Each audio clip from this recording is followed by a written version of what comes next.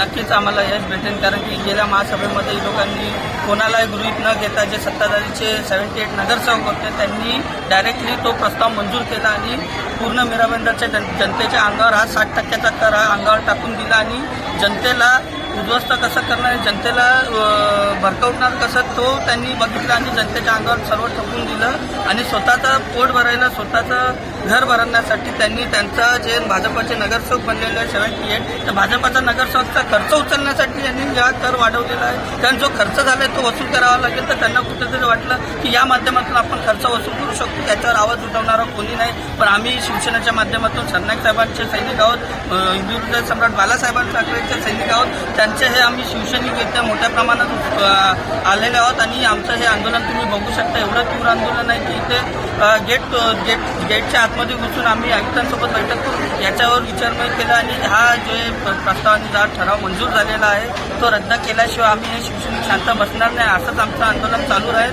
कारण हा जनतेला केलेला जबरदस्तीचा करवाढ आहे आणि हा रद्द करावाच लागेल. कारण तुमची तानाशाही तुम्हाला बंद करावी लागेल. असं नाही समजायचं की तुम्ही 78 आहेत म्हणून आम्ही देखील शिवसैनिक त्याच पद्धतीने प्रत्येक जो जनतेच्या हितासाठी नसेल त्याला आवाज उचलून आम्ही त्याला भरकवणार आणि त्याला आम्ही न्याय देऊ.